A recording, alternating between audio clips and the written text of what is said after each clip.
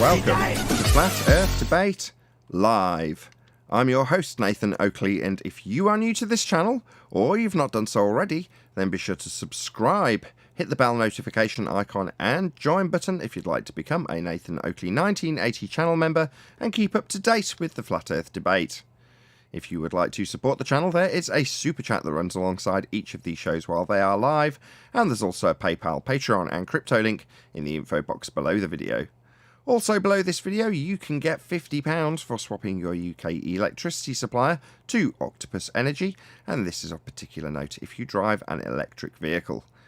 Most importantly, if you'd like to join the discussion, simply mute the page you are currently watching, then click the link in the info box below this video to join the panel and express your views on the nature of Earth. If you do join, please don't swear. If you do, you'll be ejected, and if you are, please don't try to rejoin the stream using sock accounts. You'll be warmly welcome back on the next stream. Please also share the show on social media. Sharing the show obviously increases the live audience, but this in turn increases the chances of a more diverse panel, so please share the show on Facebook and Twitter. One last time, if you're new to the channel or you've not done so already, then be sure to subscribe, hit the bell notification icon and join button to keep up to date with the Flat Earth Debate. Now, we are joined by Neil, Arwin, 10th Man, and a whole bunch of people in Discord, so welcome one and all. Hello, Good morning. Good afternoon. Gonna need a globe for that. You are going to need a globe for that, given that nobody knows what you're talking about and they've just joined us live. We were just discussing how the housekeeping questions haven't changed in a significant period of time, and that is because there is no globe rebuttals. Therefore, it's got quieter and quieter and quieter on the show in terms of globe proponents coming forth to defend their fundamentalist, religious, zealot belief that they are standing on a spherical surface. Now, given that there is a lack thereof, we haven't really noticed the fact that there have been stragglers from the flat earth side of the argument who also have some ideas about what the world is and have put those forth to us and had them criticised or validated, verified, evidence presented, all the exact same stuff. As a consequence, I suggested that the name had a subtle change, where the intonation of the title is with, or formerly with, a question mark after flat earth. Now it's got an exclamation mark after flat earth. In other words, the underlying premise that we all accept here, if there's nobody here to defend the globe anymore, is that we are on a flat earth. We have accepted the obvious and observable nature of our reality. We are on a flat plane. It is obviously, observably, measurably and navigatably flat. However, there are still some people who, and the joy that comes from this is undoubted to me, want to find out more about some of the things that they previously thought they had a good handle on because they were on a sphere, and it had an explanation on a sphere. Now that they're not on a sphere, they no longer have that explanation and yearn to have some answers fulfilled. Now, we should embrace those people and obviously potentially, if required, point out where they've reached a dead end. Now, there's nothing wrong with reaching dead ends. If you're going to inquire into things, you're going to reach a lot of dead ends. But staying there is the problem. And hopefully, to put a bit of positive spin on it, it won't just necessarily be us pulling apart some fundamentalist religious beliefs on the flat earth side, although I'm sure that will happen also. We might actually find that some people benefit from it because they stop digging in a hole that's getting them nowhere. With that, I'm going to do a bit of housekeeping because typically, and given that the Western world does actually still think they're on a sphere, we will continue with the housekeeping questions just to reiterate the point. So, any evidence of a physical geometric sphere edge horizon, formerly known as Earth curvature? Hey, Nathan, this is Tom. I'm the fellow that emailed you last week. Say again, Tom?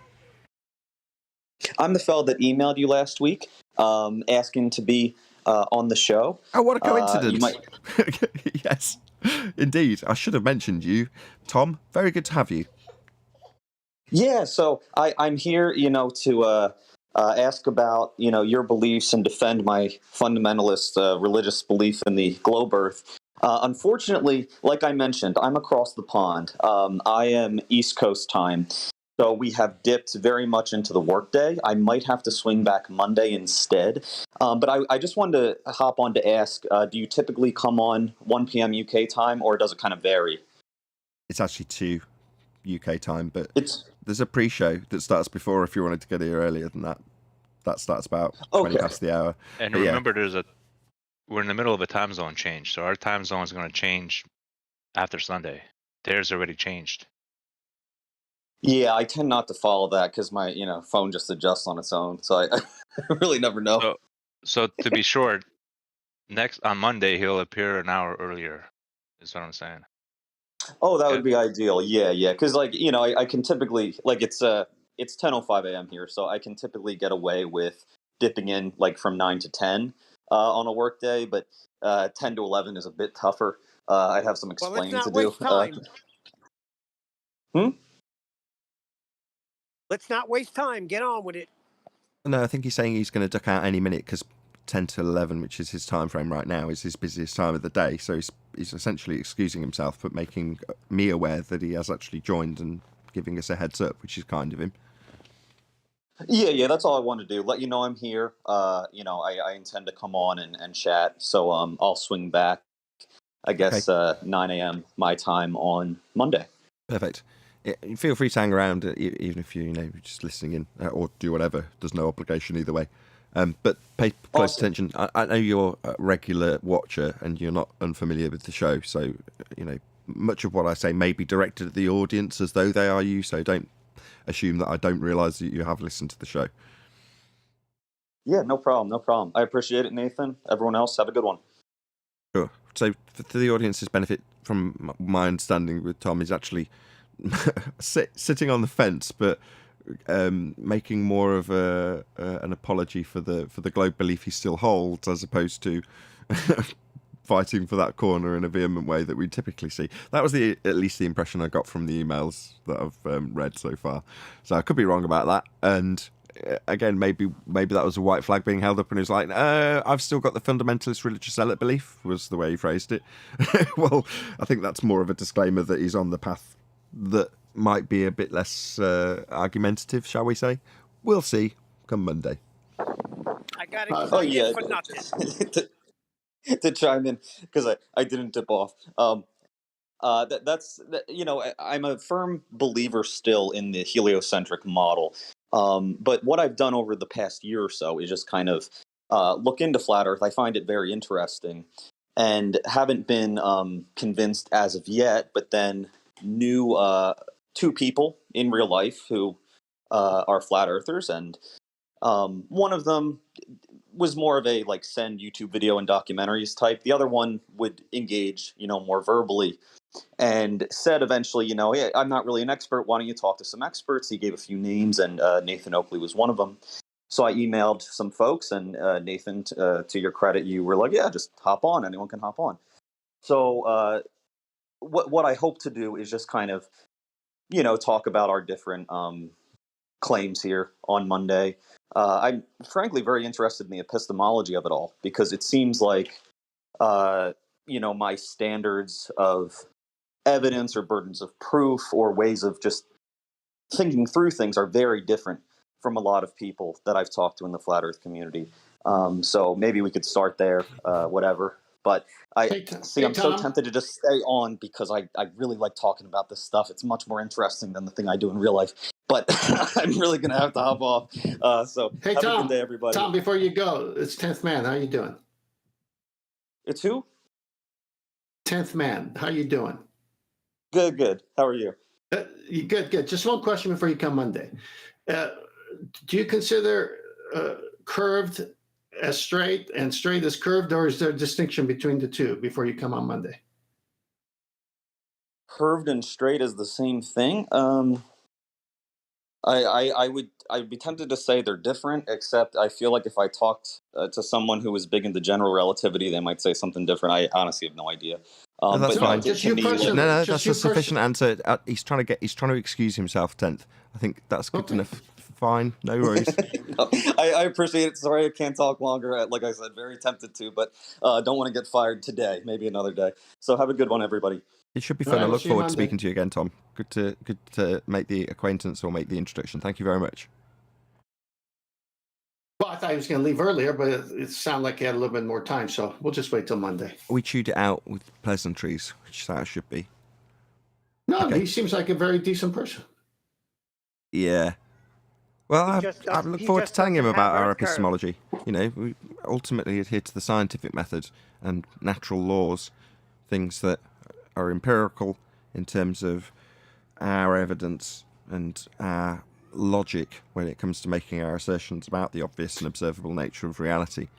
Further to that, he's already disclaimed that he's got a model.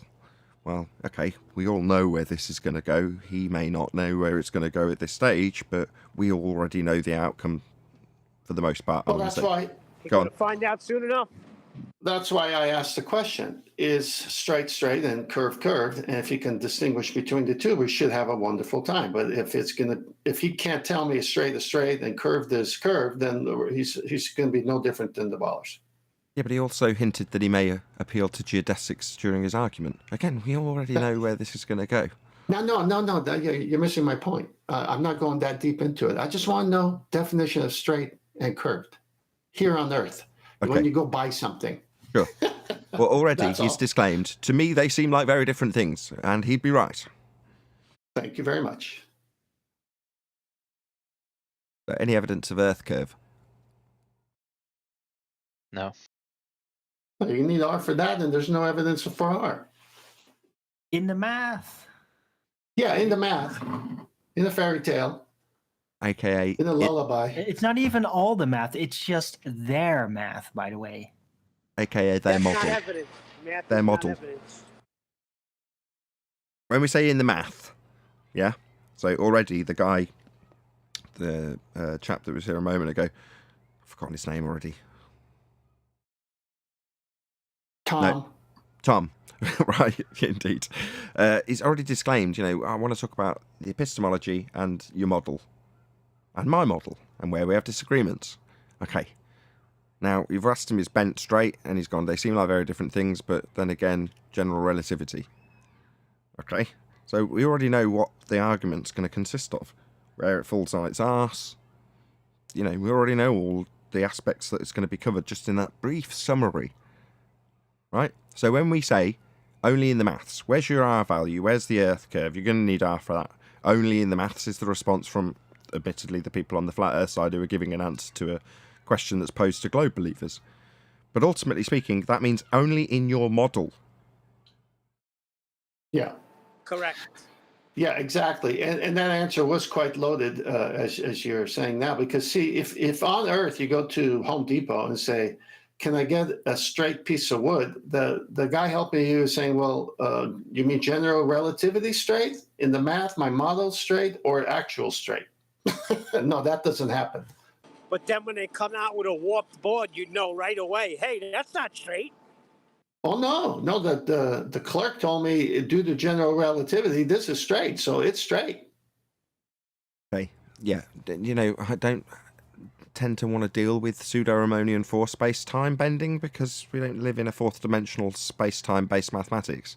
That's a reification of a fourth-dimensional mathematics devised in the mind of Einstein. Well, okay, yeah, that's very nice descriptions in maths, but they're not our reality, so who cares? Geodesics and space-time bending to give you straight lines? What's going on? Geodesics, geodefecation.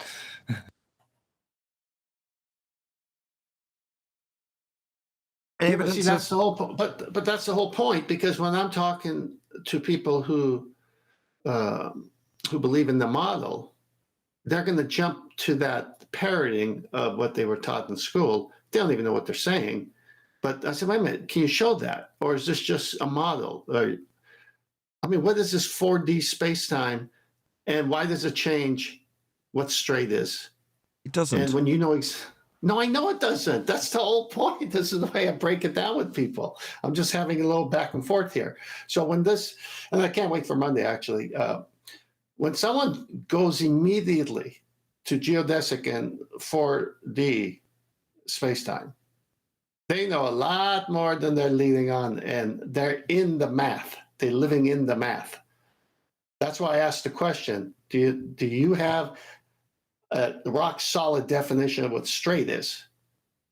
And look at the answer we got. Well, yeah, but if you mean in this way, so he's already got in this way, it's different. But then if I'm going to go get a piece of lumber, it better be straight.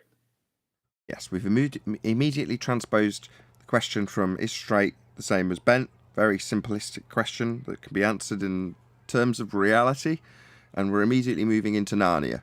Well, in Narnia, things are different, potentially. I might need to appeal to what happens in Narnia. Exactamente. Any evidence of axial rotation of the Earth-based variety? Not on Earth, but in Narnia. No, not even in Narnia. Reference frames are ruined even in Narnia, right? We wouldn't expect to see any Coriolis deviation. This is why Arwin is ace. Absolutely spot on. Correct. Why do we have anti-flat earther rhetoric where they tell us that our reference frames are ruined? Well, because they've repositioned their claim of globe reference frames onto the flat earther who's debunked them. So there's not even spin in Narnia. There's a justification for why we, the flat earthers, would expect to see the spin the globe claims. That's what they've actually got in Narnia. There's no spin in Narnia. Correct, Darwin? Well put. Any evidence of the distance to the sun? Anybody on What the is it? Discord panel catch the beginning of Jeranism's show yesterday?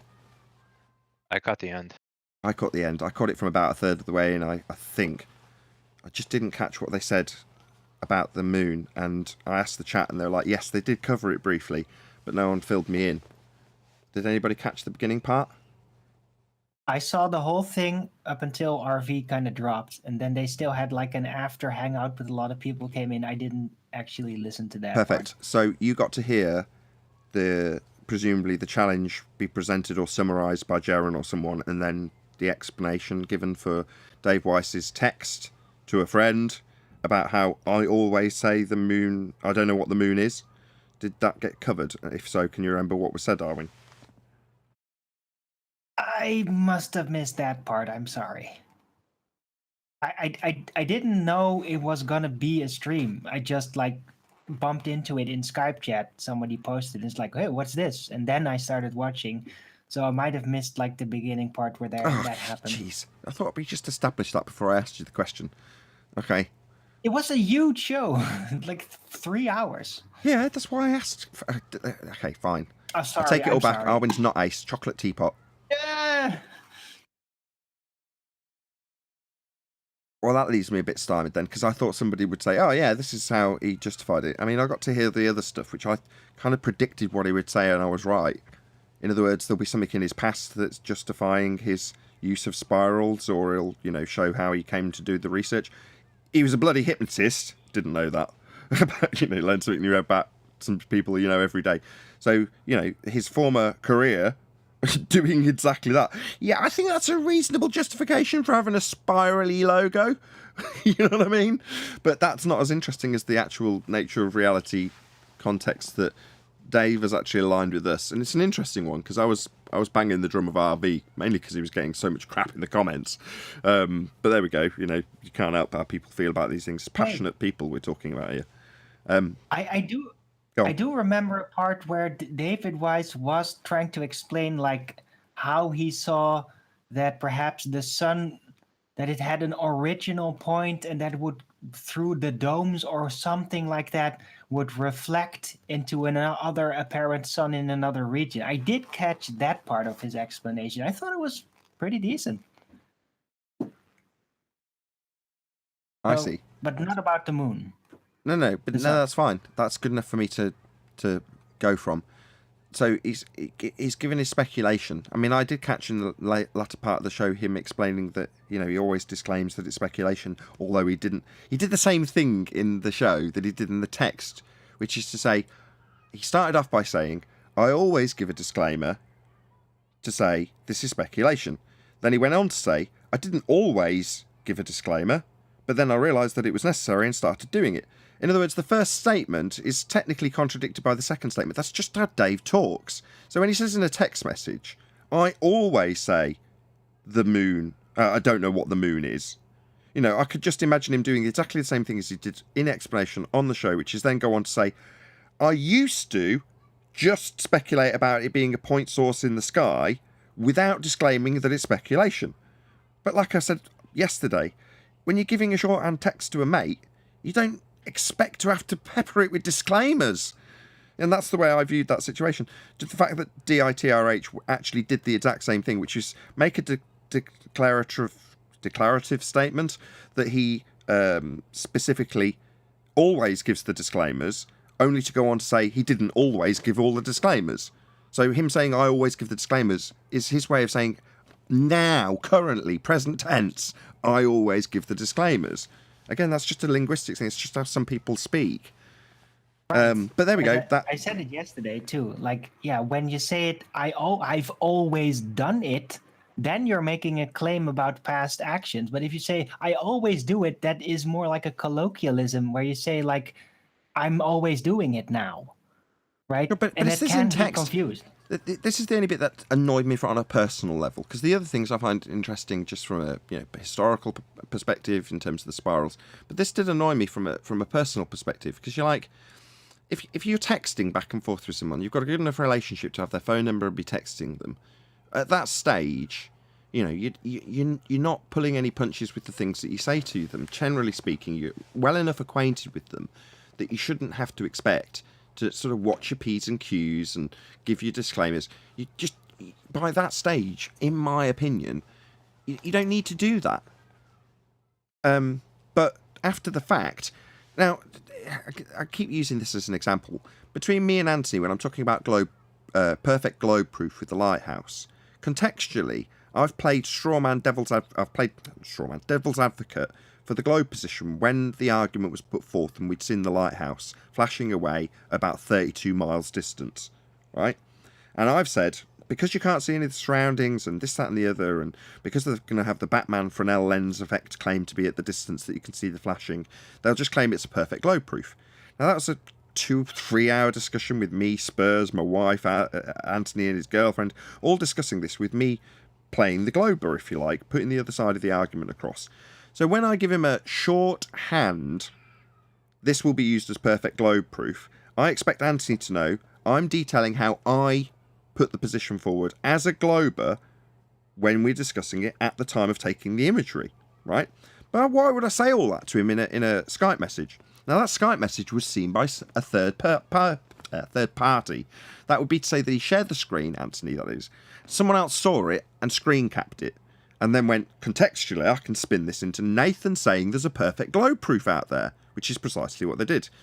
People still comment about it, believe it or not, without giving any context to how it's a perfect globe proof or justifying it or shoving it in my face and saying, there you go, that disproves your flat earth or proves my globe. They just say, here's this semi-contextualized wording from Nathan to Anthony that was screen grabbed. My point in giving all of this background is when it's a third party, you can understand them not knowing the context because it's not given and then just using it to their ends. Whereas in this particular scenario, it's a text message between, I'm going to put this in quotes, two mates. So to have that used against you after the fact, my heart did sink a little bit in terms of what Harvey had done. Because I'm like, this guy trusts you enough to be back and forthing with you, via text message, presumably chatting away with you occasionally on the phone. I can only assume if you've got his phone number. So to then use that against him, I was like, poor show. I can only imagine that you know him well enough to know that contextually that means present tense / future tense as opposed to inclusive of past tense, which it didn't. But there we go. That was my take on the only personally disappointing part of it, when other people pulled apart the anger that Dave showed when he was getting rumpused. Personally, I didn't see that as RV trying to trigger dearth. It's just passion from people who are, in this case, defending. He's on the back foot, RV I'm talking about, and therefore he's going to try and essentially defend his defense of the argument by rumpusing the things that are devastating and coming back from the person he's been, basically bad-mouthing in this instance, albeit with, I'm sure he'd claim justifiable evidence. But, that's an awkward position to be in, and therefore you end up sort of trying to stop the opponent getting the information out by talking through them, to the point of Dave's pure anger. And in many ways, I'm like, yeah, what Dave's doing now is the same as I do when I'm 2 hours in to a funded discussion with them, chanting through every second word, because they don't want to hear it. Well, Exactly. Same happened with Dearth. He didn't want to hear it. RV didn't want to hear it, so he chanted through it, and that frustrated Dave. And it is frustrating. And that really stood out to me, right? Because he also did the funny thing, like, yeah, okay, you can talk, yeah, okay, I'll you go, like he he just wouldn't put a lid on it. He was just jittering like a fundy. Right. But at that point, he's having to address. He's the accuser, RV that is. He's having to face the accused, who's furious, and that is the only tool that he's got at that stage to lean on.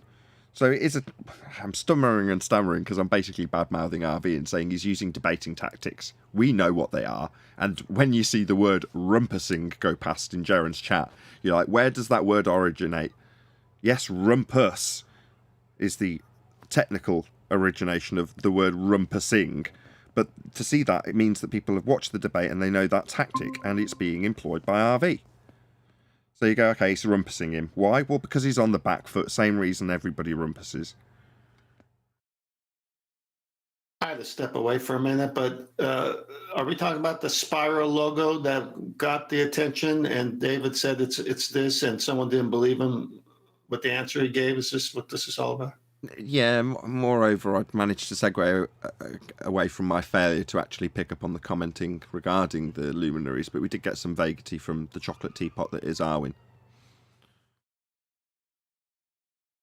Well, why doesn't someone just believe DITRH when he says it's this, when he did the logo himself and he relates it to something else? Excellent question, and I'll answer it. Because this is a very paranoid community. So, along the lines of yesterday's discussion with Steve, he's auto-hoaxing. It's all fake. I've been lied to so much, which is true, that some people go past the point of no return and become auto-hoaxers. Everything's a lie. This person in our community died. No, they didn't. That's part of the narrative. That's just there to deceive you. Why? Why would you say that? Because I've been deceived constantly. It's all lies. And you go, yeah, I can relate to that. But no, unfortunately, some things are actually true. Yeah. Extremes on either side. Yeah, the bullshit is true. Always the nicest people that have this shit happen to him. Dave is a fundamentally nice person. He's kind, he's generous, he's gives up a lot of his time, puts a lot of effort and expense out of his own back pocket into various different endeavours that he does for the community, in brackets, of Flat Earth. So you go, on the list of people who are proactively doing stuff that helps this cause, if you want to see it as a cause, I'd probably put him at the top of the list, DITRH. So you go, okay, good people, yeah, of course he's going to get the most crap, isn't he? Isn't that just typical? And then you go, well, why? As 10th Man's asking, you go, well, because people are inherently paranoid. Now, I'm not sticking my finger out and pointing my bony fingers at RV and going, you paranoid. No, that's not necessarily what I'm doing. I'm just saying that in many ways that's justified, but it's going to leak. It's going to leak into things that aren't justified. And when that happens, sod's law, it happens to the nicest of people. Right. Well, he probably... no, I'm not going to go there. But I just thought he made a giant mess of it. Like, even with his supposed accusations and David Weiss standing on the ladder and holding a corona. And he, like, backtracked on himself, like saying, no, yeah, okay. Not in that specifically. And then, like, a few minutes later, immediately went full after it right again, after he just disclaimed it. So he was really double speaking at some point. It was terrible. Because he's used to dealing with lies and liars. So you confront a liar and say, you say you're not a Freemason, but here you are doing very Freemasonic stuff in a pose that's, kind of reminiscent of what I see as a big deception currently. What the hell are you playing at? And then you get a justification for it and you go, yeah, that seems reasonable. You stew on it for a few minutes and go, yeah, that's exactly what a liar would say. And that's where I'm saying this community is, got a lot of paranoia in it. So you're going to think, yeah, people can come up with convincing stories that on the surface level are convincing, but after a bit of consideration, the guy still standing backwards on a ladder, bloody Freemason, is probably what he thought. Now that's the train of thought that has led RV to be who he is. Now you either like that or you don't. If you're a subscriber, you'll like it. Chew the meat and spit out the bones. It's the same with absolutely anybody that you ever watch ever. You know, the people who get so emotionally committed and wrapped up in this stuff. Yeah, you can understand it with Dave. It's him.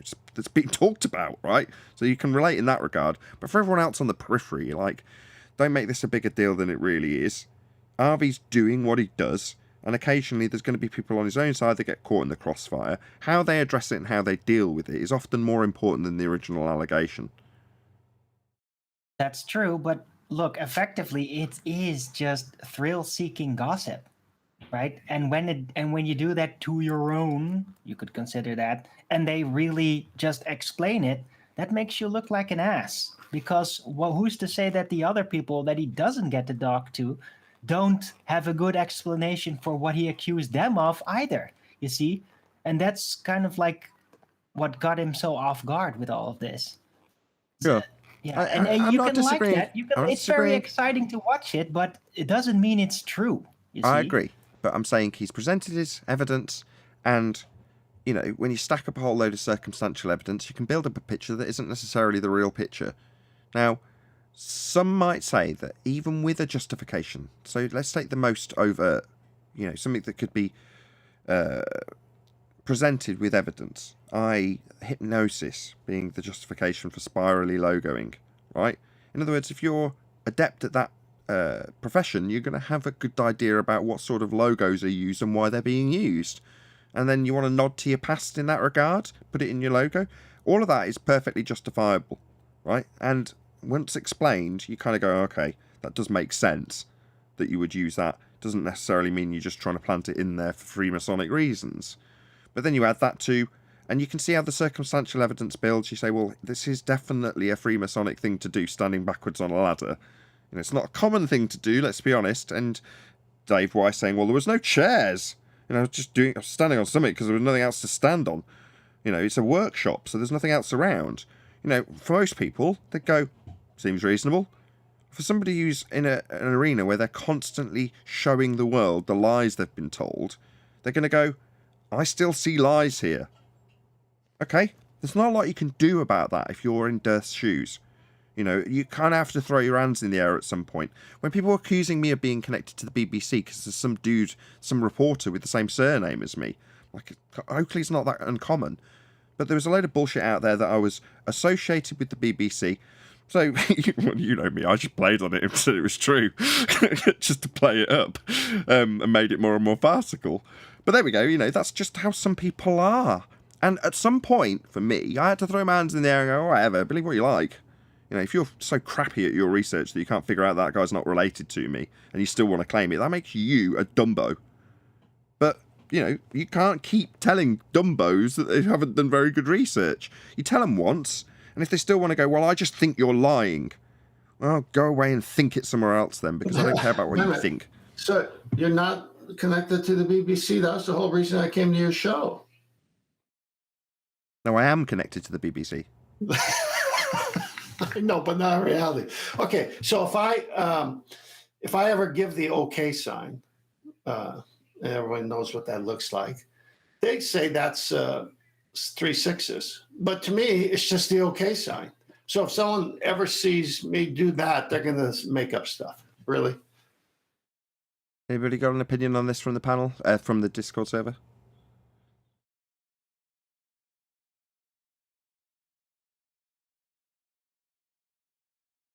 No?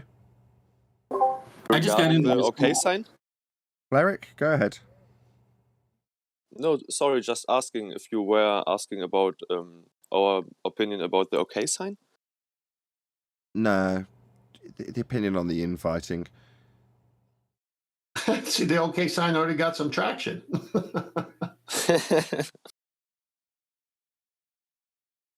Okay, I'll take that as a no. Yeah, hey Nathan. Go Hey, ahead, Mr. everybody. Dolly. Go ahead. So I watched when RV went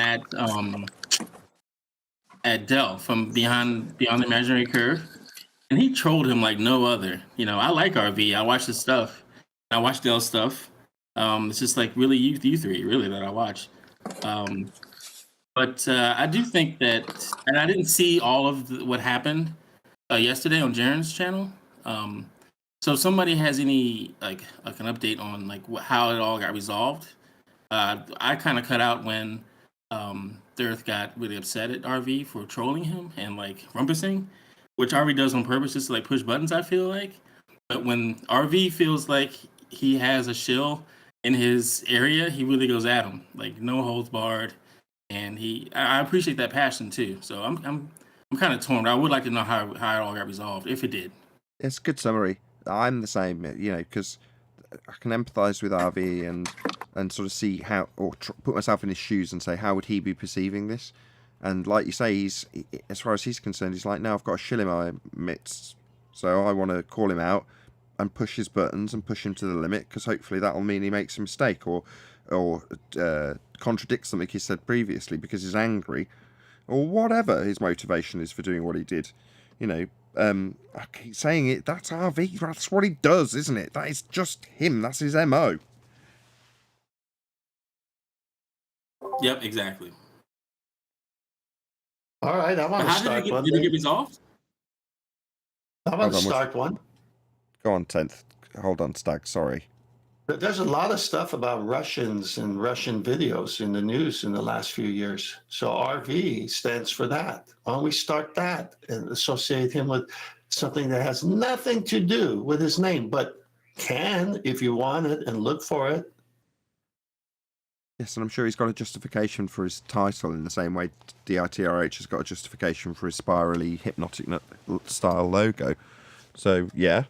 Sorry, just one sec though. Let Stag finish his point. Go ahead, Stag. Do you want to round out whatever you were saying? Oh no, yeah, I was done. Thanks. I just wanted to just ask what happened at the end of that live stream. 'Cause I can't find it on YouTube now. It's like it's gone. It's on that rock. It's on that Rockwell channel or whatever it's called. Did he remove it from YouTube? Yeah, he said at the end of the show he was going to do that. Good. There was plenty of stuff on that could have got him in trouble. Right. I only came because I noticed a clickbait title and I fell for it. I thought RV was going to show his face maybe for a sec, but I'm like, no way. But he did metaphorically show his face. I take show his face to mean, when Tom gets here on Monday, oh, you showed your face then.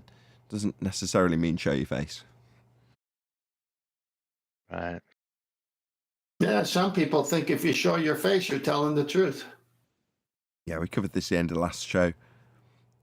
The information is what matters. It doesn't matter about the method of delivery. If the method of delivery just so happens to be a narrator, even if that narrator is the originator of the information, it doesn't change the information.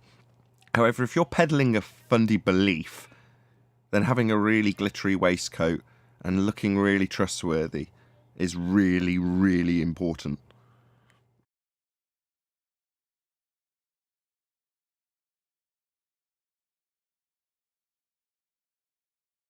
Truth doesn't need any crutches, basically, does it? Doesn't need a glittery waistcoat. Doesn't need any magic tricks. Doesn't need anything. It just needs the information disseminated. That's it. Who disseminates it is irrelevant most of the time. Wait, Stagoli, you said RV was on Dell's live stream? Oh yeah, man. Maybe about 5 months ago. He was trolling Dell. Yeah. Okay, I thought it was recent. Yeah, I know he was on there. He was trolling them too. I was surprised. Who was trolling who? You have to be specific about who you're talking about. Who was trolling who? RV was trolling Dell. For what purpose? Honestly, I don't know. I thought it was a show. Same thing with DITRH. Because of his tattoos and some people in his family. He got on his radar, man. And I guess you know how Dell is. Like he'll give you an FU like real quick. So it got personal. Yeah, I think he said the same thing about Dell. He said the same thing about Eric Dubay, like he has some connection to some Thai family back in Thailand or something, to the military over there. So he tried to put two to two together and say that he was like a Freemason or something.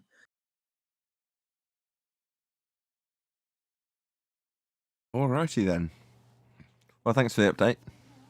Didn't know that. Hey, yeah, check the video. It's on Jaren's other channel and it's free. You can watch it. It's called Rockin' or something. Oh, jeez, I put it away again. Okay. But yeah, you just check one of Jaren's videos, link description, and just go there and you'll find it on that other channel he uses now. Thanks, Righteous. Cool.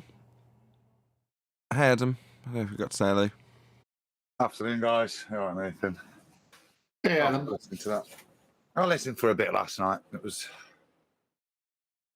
I struggled. I tried to get a grasp of it yesterday, and last night I'm still not sure what's the real beef is. I don't see Dave doing out dishonest. I just see him. Well, not matching up with Bible theology was the only thing I could see that was constantly being held. That because he's not announcing himself as an evangelical Christian or a Bible-believing Christian, I think, more importantly, that seemed to be the biggest issue, that he's not along those lines. Other than that, it seemed a bit handbaggy, didn't it?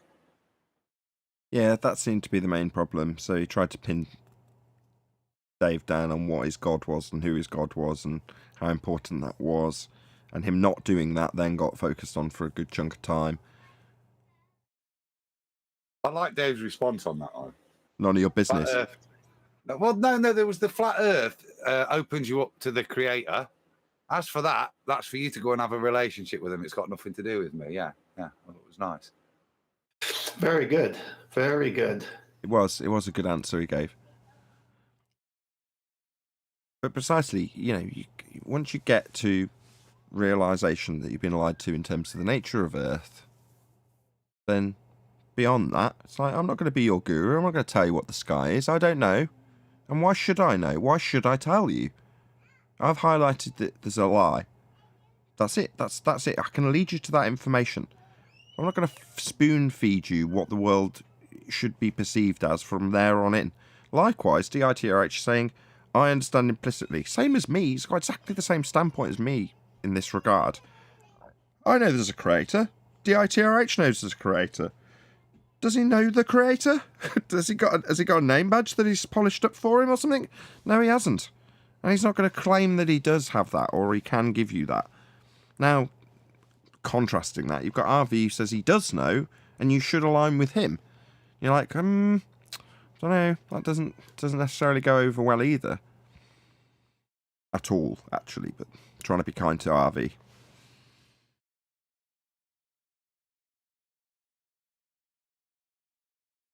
Yeah, there was good and bad. Very, very passionate people, eh? So, the chat was quite harsh to them. And it's like, got to respect the fact that they're even discussing this. I think you said in the chat as well, Adam, it's like, where do we see this from the globe side? The fact that they're even here discussing it with it at a high passion level and sharing it with you, just thank them.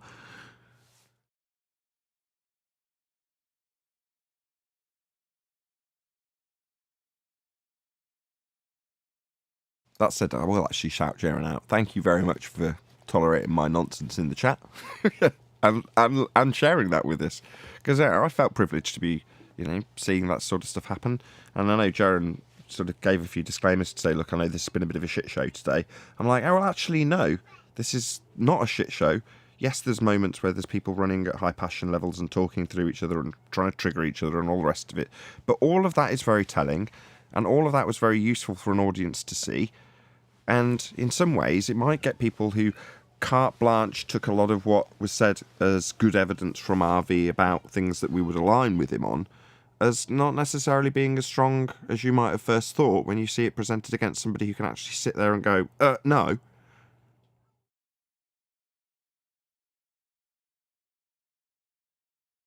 No, not to change the subject, but maybe. Did you finish the housekeeping questions? Not at all. Okay. Is that your subtle way of saying move on from the RV DITRH? Well, it's just quiet now. So let's just move on if no one else has got anything to add. I don't mind doing the rest of the housekeeping questions. Any scientific evidence of gravity? Scientific? Gone through the scientific method type of evidence? No. You're going to need art for it anyway. Center of one mass to center of another mass with this fictitious force. Any single viable hypothesis from any of the fields of astronomy, cosmology, or astrophysics. No, just observe and declare, it seems like, because that's all they do. Any evidence of a self-perpetuating molten iron core at the centre of a presupposed spherical Earth? Definitely not. You're going to need R for that. The black swan would be set aside as folklore because everyone would see curvature, which then would lead you to say what's in the middle. And then there might be an iron molten core, but you don't even have curvature. You don't have a sphere. So what's the use? Any evidence of the R value? That would be Earth radius. And it all rests on that. No evidence for the R value. Any evidence that you can have gas pressure without the necessary antecedent of a container press-on? Go on, Adam. Did you want to add something to? I was just going to say for the previous question, yeah, you're going to have to reify the horizon for that. Yeah, that's true. We only have one horizon, and the horizon in the begging the question, proof of nothing, perspective hijacking, Earth curve calculator was, prior to the black swan, geometric and capable of giving you a derived measurement for R. Now that it's refracted, you haven't got a geometric horizon, therefore you haven't got an R value, you haven't got any way of acquiring one.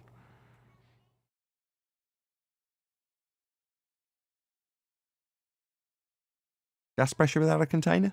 Anybody? Feel free from Discord.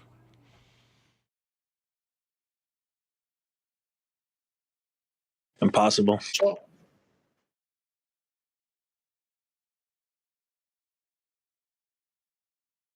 Well, it's stated that's what Earth is, next to a vacuum of space, but impossible in any demonstration. And we'd all be dead because the air would be filling the volume. I see why you were put on server mute now, Fleric. Fleric, can you hear us? Fleric? Move him into a different room. Oh my god, I'm not me. Sorry, I'm so sorry. That's all right. No worries. I think that concludes housekeeping anyway. Yeah, all right. But there we go, we got through him in the end. First time this week. Well, that's good. Never know who's listening. That's true. How long has these questions been gone unanswered now, Nathan? About 3 years. Probably more. I'll have to look it up for the exact date. But the song that was made several months after the first housekeeping questions were aired is over 3 years old. So, yeah. Be Here and Love was kind enough. Zoe was kind enough to make me a song that she just rattled off on a guitar and into a mic singing it. That's become my channel ad and has stayed the same for 3 years.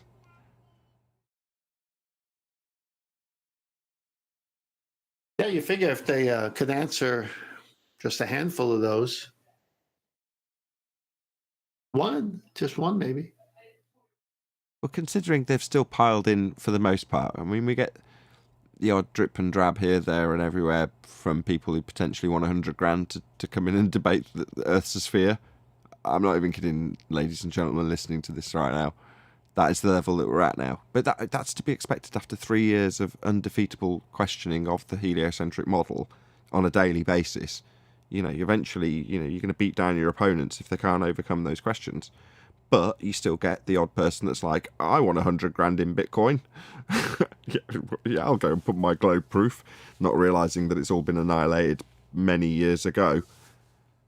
Or the dude that's like, well, where do I go to find this out if you're just going to send me links? And then they send them here. Okay. Hope the guys watched a few of the shows. What's interesting, just in comparison, Neil deGrasse Tyson won't debate any flat earther because he's afraid of how the debate might go based on sound of voice, looks of the debater, the zest appeal, charisma, but doesn't have enough solid arguments to defeat someone who's good looking and has charisma. So Neil deGrasse Tyson pretty much said that I have all the arguments and they're rock solid, but when I go against a good looking guy with a tongue that's like smooth, my arguments all fall apart. So I'm not going to do that. And yet here, 5 days a week, Nathan is saying, hey, come on, destroy our position. Here's the housekeeping questions. It doesn't matter. Everyone's welcome. He's not afraid of smooth talking people. But why is Neil deGrasse Tyson afraid of the potential smooth talking person with a good argument? That was pure projection. He's the smooth talker without an argument, so he's going to claim that his opponents are smooth talkers without an argument that might somehow undermine the empirical truth he hasn't got, when all he's got is his shiny waistcoat and his charisma. So when he does the mic drop on gravity, it's so laughable because all he has to do is come here and learn about density. That's the greatest example of his projection, isn't it? It's all charisma and no content, that mic drop.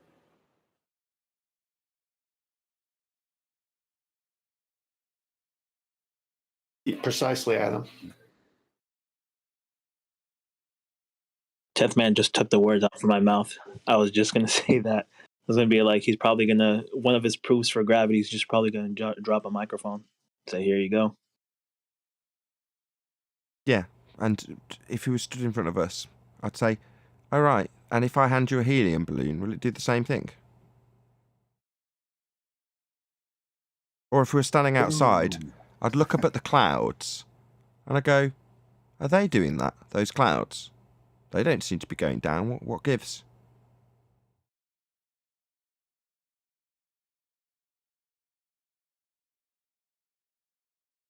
Where's he going to go with that? Oh, well, the gas around the clouds is going down, go boom, boom. Is that where he'd go? He'd be humiliated within a matter of seconds. That's the real reason why someone like Neil deGrasse Tyson will never go anywhere near a debate with someone like me, because I'd humiliate him within seconds. I'd have him declaring that gas go down, go boom, boom like bouncy balls, like Thunderfoot did, within a matter of seconds. In 2017, Neil deGrasse Tyson was on this little show called Hot Ones. He was eating hot wings. But a dude asked him, what can you give me, like, to just demolish, like, if a flat earther comes up to me? And so Neil deGrasse Tyson said, well, I did this and blah, blah, blah. And then he said, what we really need to do, I don't want to do that. What we really need to do is have this education system, make it so that they don't even come out thinking that way. That's what he said. He doesn't want anybody to think like that. He wants everybody to understand it's a globe. So, same question posed to us. So someone comes up to me and says, how do I demolish these idiots that say we're on a spherical surface? And I go, the Earth is obviously, observably, measurably and navigatably flat, and the horizon is an Earth curve. Full stop. It's a bit different, isn't it? Because this is a fellow ball believer, right, with all of the whole body of science behind him, saying to Neil, how do I deal with these people when they say it's flat? I, living here in a ball world, don't actually have an answer. He's having to ask his guru how to deal with that, which says to me that there isn't something actually obvious. It is something that, when we cross that question, it stumps us because we can't prove it. We can just say gravity, which is what Neil does, dropping his mic. But I think that's quite telling that that's like, how do I deal with this? It'd be bloody obvious, shouldn't it? Yeah. But based on what that guy said, I think I remember that segment. Neil is saying we should control free speech, and that question is not allowed. Yeah, he's saying deal with it at the indoctrination of the children's stage of their life, and then you won't ever have to deal with it as a question later in life. As opposed to, it's obviously a sphere, you've got a sphere obstruction between you and things in the distance. That sphere obstruction's always there and is at 1.2 times the square root of your height. And is always going to block things because it's a sphere edge, proving we're on a sphere. Allah, here's this mathematics called Earth Curve Calculator that for many years was held up in debate as the proof of having a spherical surface. Now, why wouldn't Neil deGrasse Tyson just say, go to any Earth curve calculator, you can see the Earth curve at 1.2 times the square root of the observer's height in feet? I'll tell you why. Because the horizon is an Earth curve. When he talks about the horizon, he needs to get you to reify the horizon into the same view an ant gets on a beach ball that's shaped like a globe map. Because the horizon on a beach ball is a physical edge that blocks the view for the ant, and it doesn't bend if you're 2 millimeters above it as an ant. But that's a physical geometric sphere edge on a ball, i.e. an inflatable ball he's slapping when he's using his charisma, because he hasn't got any actual sphere proof. That would be an actual horizon that's Earth curve. We've debunked that. So should Neil deGrasse Tyson slap his beach ball in front of me, I'd say, number one, Mr. Tyson, we don't live on a beach ball. Number two, your claim of a sphere Earth is a model. That would be a reification fallacy to claim that I'm like the ant on your model. I'm not. Furthermore, the horizon is an apparent location. It's not a physical geometric limitation to our view like your ant would have on that beach ball. It has a physical limitation to its view, a geometric horizon, because it's a beach ball getting in the way at the leading edge that you can see if you're an ant. Our horizon on Earth definitely isn't a physical geometric sphere edge. We've debunked that with the black swan. It's beyond the limitations of a sphere Earth radius 3959 as you reify in your model, Mr. Tyson.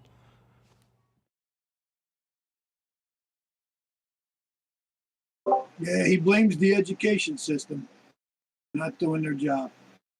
He should blame his reification of a model, because that's the problem. You can't prove it because it's not true.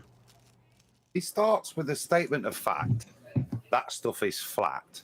And then, as you say, he goes on to get the listener to reify things. So he makes the statement it's flat. Then he shows you a beach ball, talks about ants, and gets you to imagine why you can't see the curve that he's now got you to reify. It's a very clever trick. You're doing all the work for him. It's his best magic trick, that one. Because in both instances, you've got flat earthers saying, look, he's saying it's flat as he slaps the beach ball. But he actually says, you can't see the curve of the earth from slap, slap, slap 2 millimeters above this beach ball. That's what he actually says. Well, no, you can't see the curve of the beach ball left to right on that axis if you're an ant 2 millimeters above it, Mr. Tyson. Fascinating if we were an ant standing on a beach ball. But what you require me to now reify that geometric horizon that the ant's got, because it has actually got a curved surface in front of it blocking its view of things beyond it, into my horizon I see in my everyday life when you tell me this stuff is flat. And because an ant can't see a geometric horizon from 2 millimeters above a beach ball, I, reified into that ant, can't see my geometric horizon that we don't have, and you're gonna, what, make me assume that the horizon's your Earth curve edge? Why would you do that with such an elaborate magic trick? Well, it's to get flat earthers to also reify the horizon into an edge. When they say, see, he says, the edge of the Earth that curves can't be seen from this altitude, says the flat earther, ultimately falling for the magic trick and not recognising that they're still reifying the Earth curve edge into the horizon.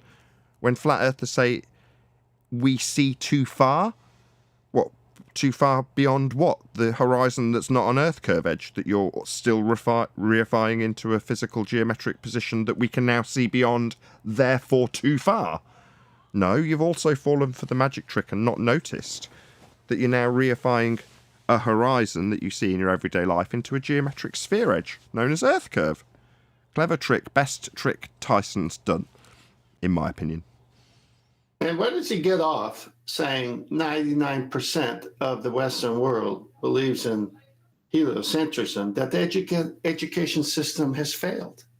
You got 99.9% of people who are told don't ask questions when the very thing as a child, and I got 7 grandchildren, and 3 of them are just starting to ask questions, but the others have, and they're so curious. So you put the kids in the schooling system, they come out heliocentrists because you can't ask questions, which is the prerogative of a child to say, why this, how come this, how come that?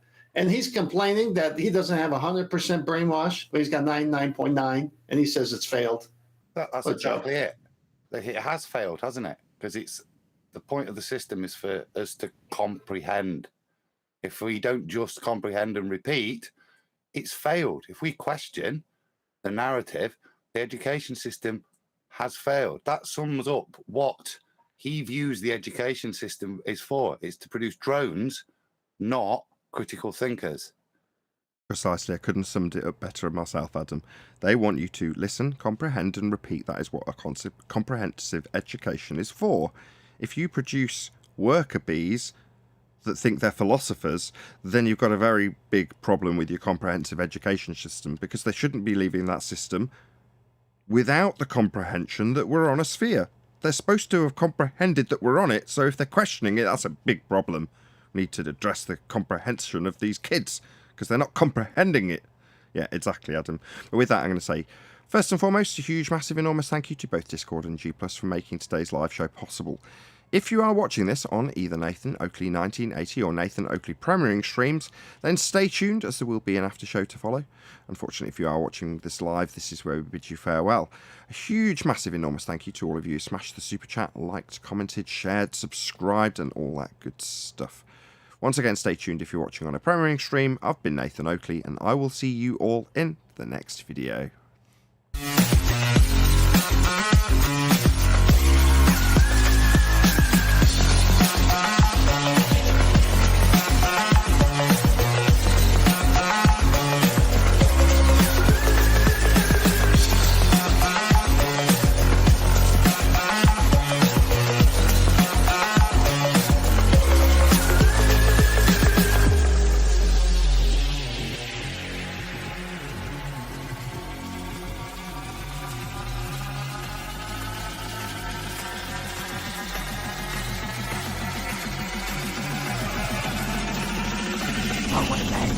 What a lovely day!